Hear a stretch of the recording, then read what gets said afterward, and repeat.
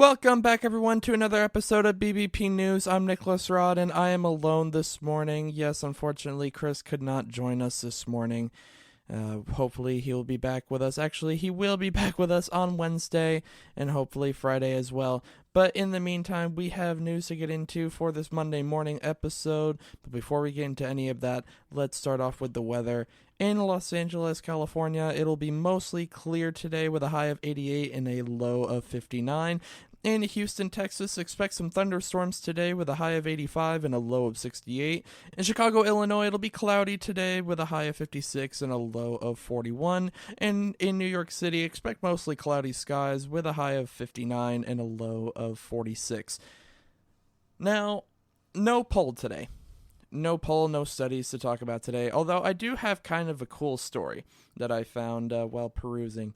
So, a military medal from the Revolutionary War just sold at auction for almost $1 million. The exact price was $960,000 that this medal sold for, and it was one that was presumed to be lost forever because back when the medal was first made, it was made as a series of 133 medals that went to soldiers that won a battle at Cowpens, which is considered one of the major victories for the U.S. during the Revolutionary War.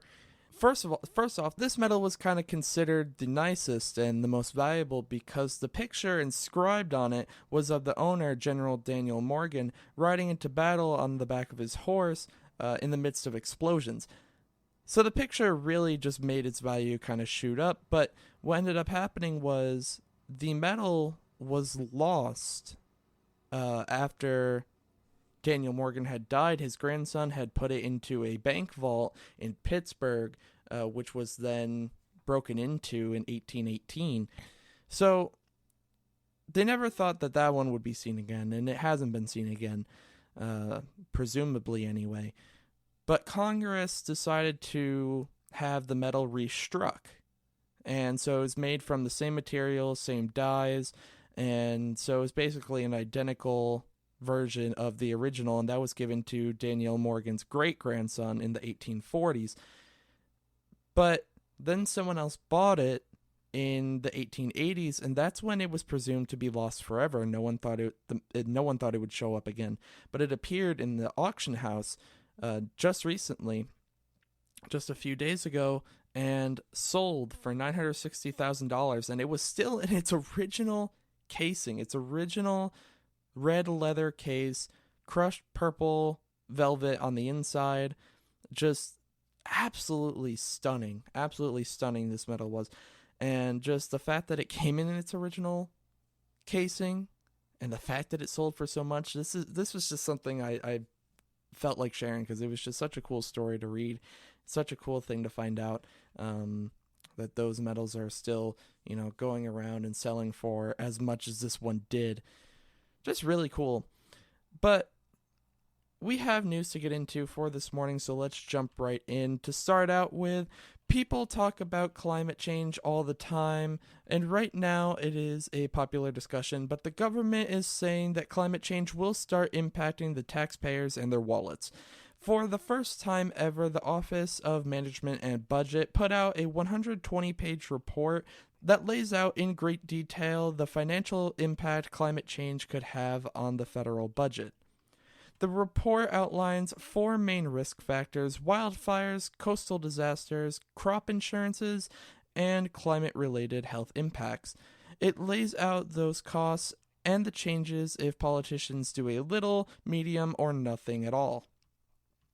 The OMB says over the past 5 years, lost revenue and extreme climate-related weather damage has cost the federal government about $120 billion every year.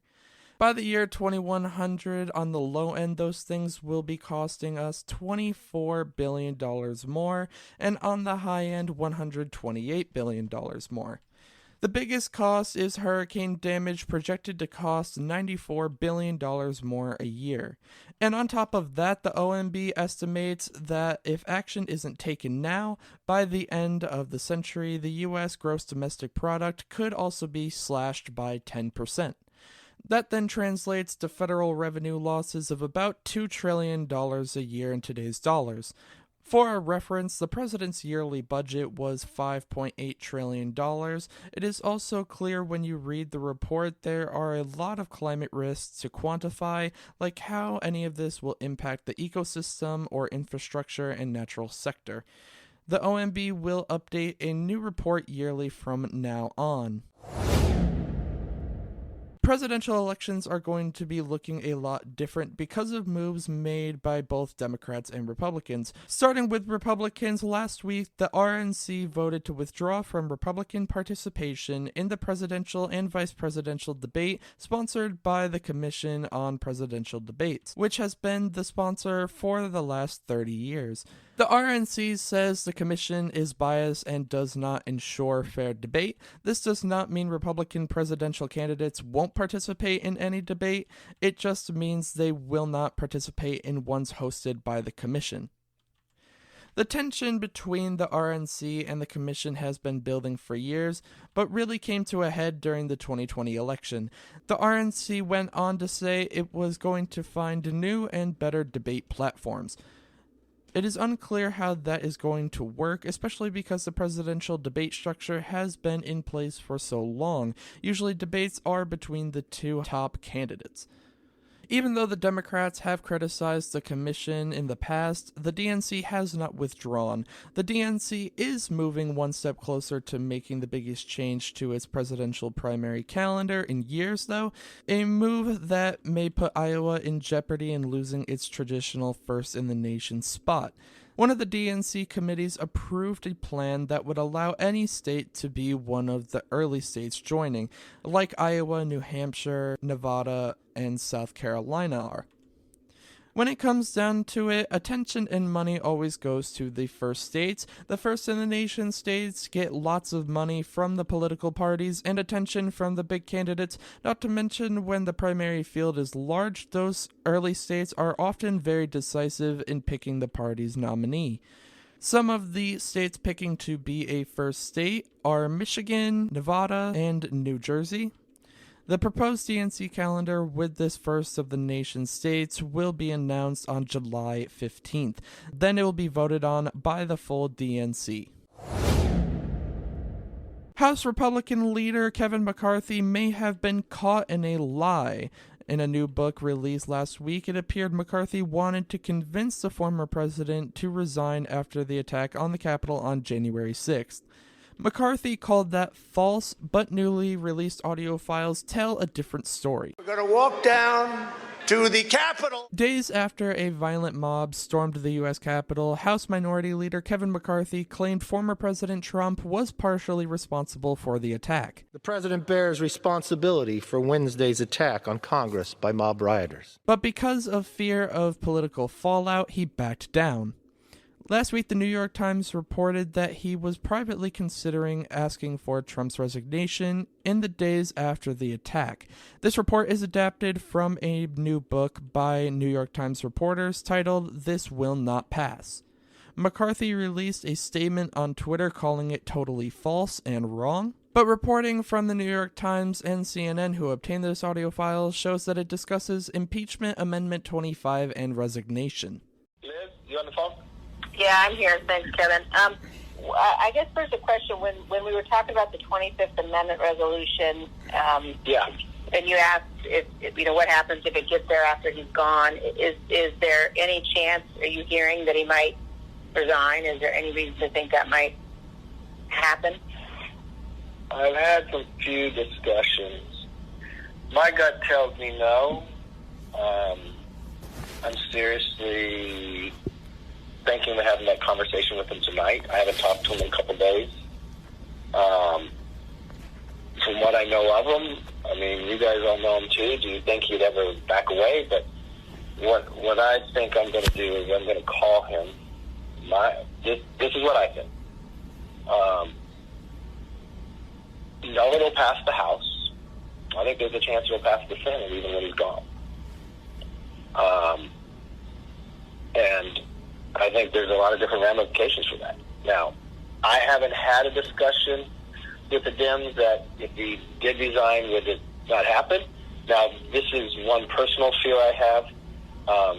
I do not want to get into any conversations about Pence pardoning, anything like that. I mean, the only discussion I would have with him is that I think this will pass, and it would be my recommendation we should resign. I mean, that would be my take, but I don't think he would take it, but I don't know. Ultimately, McCarthy voted no on the impeachment. Democrats call McCarthy a fraud, and CNN and New York Times are reporting there are more audio files to come, but that has not been confirmed by us or any other media outlet. Now getting into rapid news, CNN's streaming service CNN Plus is being shut down on April 30th, just 1 month after its initial launch, costing the company approximately $300 million. So for my good news story today, we have a 15-year-old who is just showing that people are still kind-hearted today. No matter how much bad news comes out, no matter how much bad stuff we see, kindness definitely still exists. 15-year-old George Tyndale was scouring the bottom of a river with a heavy magnet, looking for anything he could find, when he happened upon a safe on the bottom of this river that inside contained thousands of Australian dollars. So him and his dad, who was scouring the river with him, were looking through the safe, and they found the pouch amongst, mud and slime and all that, which had, kind of just ended up in the safe over time. And they found this pouch filled with 2,500 Australian dollars, which is about 1,800 in US dollars. Also in the safe, they found certificates and expired bank cards, and those things were able to lead them to the initial owner of the safe and the money, who turned out to be a business owner who had been robbed sometime before. So they tracked the business owner down and actually went to go see him and returned the money to him and returned the safe. And the business owner, Rob Everett, actually offered George a job once he was out of school. If he ever wanted the work experience or anything like that, he had the offer open. The offer was there for him.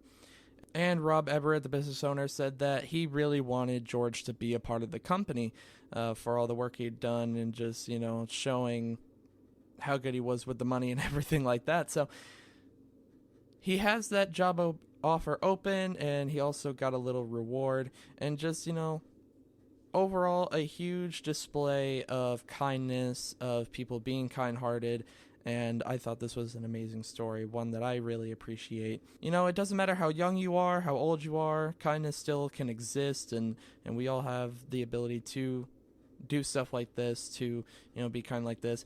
Just a wonderful story, nice lighthearted story to round out this episode.